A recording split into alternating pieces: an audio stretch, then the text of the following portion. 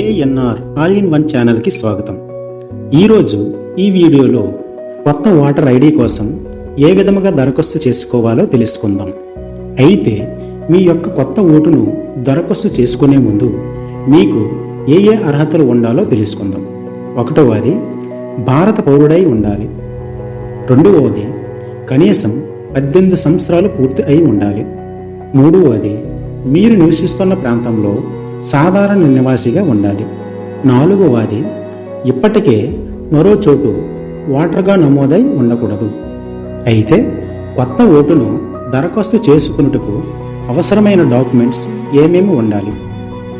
ఒకటవది జనన సర్టిఫికేట్ అంటే birth certificate. రెండవది ఆధార్ కార్డ్. మూడవది చిరునామా రుజువు కోసం రేషన్ కార్డు కానీ, విద్యుత్ బిల్లు కానీ, బ్యాంక్ పాస్బుక్ కానీ, గ్యాస్ బిల్ మొదలైనవి. నాలుగవది పాస్పోర్ట్ సైజ్ ఫోటో.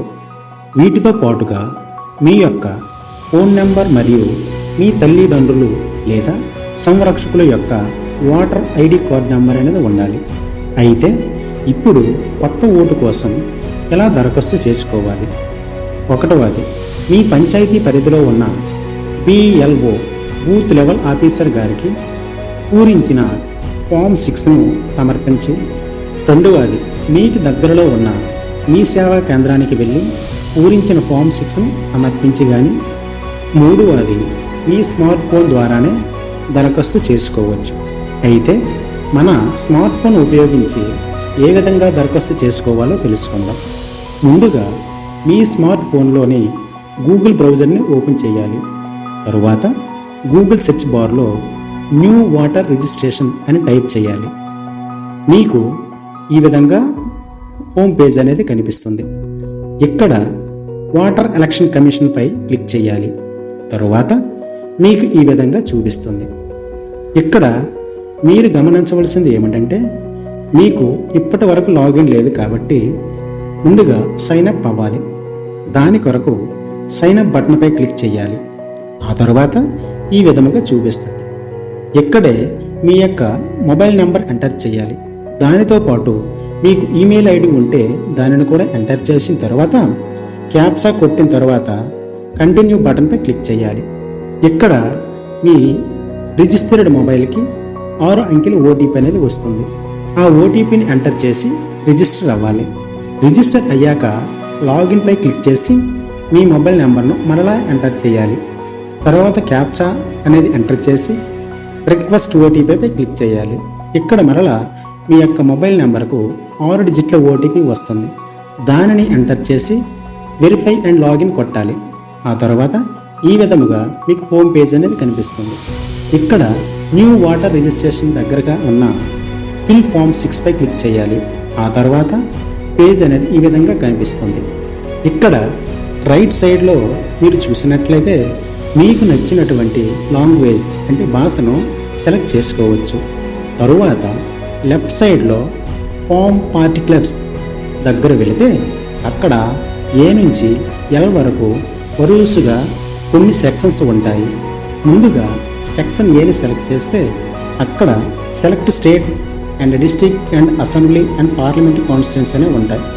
మీకు సంబంధించిన స్టేట్ను, అదేవిధంగా డిస్ట్రిక్ట్ని, అదేవిధంగా అసెంబ్లీ కాన్స్టిట్యూన్సీని, చివరిగా పార్లమెంట్ కాన్స్టిట్యూన్సీని సెలెక్ట్ చేసుకుంటారు.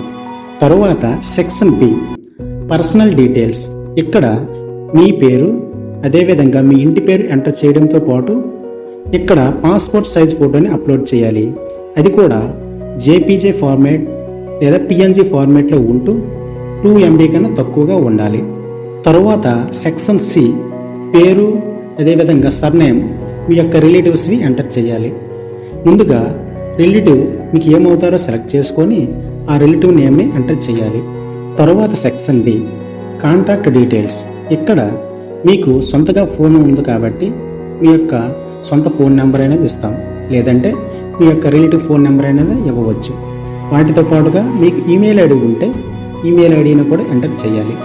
తరువాత సెక్షన్ Eలో ఆధార్ డీటెయిల్స్ అనేవి ఇవ్వాలి. తరువాత సెక్షన్ Fలో జెండర్, మీ యొక్క జెండర్ సెలెక్ట్ చేయాలి. తరువాత సెక్షన్ Gలో డేట్ ఆఫ్ బర్త్ డీటెయిల్స్ అనేవి ఇవ్వాలి. దీనితో పాటుగా ఆ డేట్ ఆఫ్ బర్త్ రిలేటెడ్ ఖచ్చితమైన ఎవిడెంట్ సర్టిఫికేట్ను అప్లోడ్ అనేది చేయాలి. ఈ అప్లోడ్ చేసిన డాక్యుమెంట్ అనేది పిఎన్జి ఫార్మేట్లో ఉంటూ 2 MB కన్నా తక్కువగా ఉండాలి. తరువాత section H present address details. ఇక్కడ మీరు ముఖ్యంగా తెలుసుకోవాల్సింది ఏమిటంటే మీరు అప్లై చేస్తున్న వాటర్ కార్డ్ అనేది ఇక్కడ ఇచ్చినటువంటి అడ్రస్కి మాత్రమే వస్తుంది. కాబట్టి 1కి 2 సార్లు మీ యొక్క అడ్రస్ డీటెయిల్స్ని ఖచ్చితంగా ఇవ్వాలి.